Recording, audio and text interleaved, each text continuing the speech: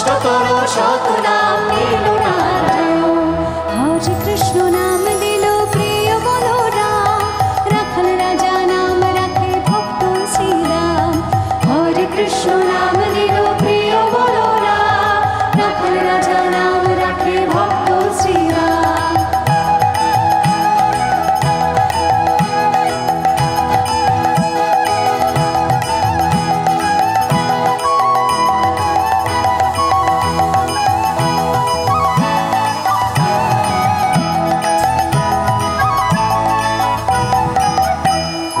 দেব যদুবর নামে ডাকে যুধিষ্ঠির, দেব যদুবর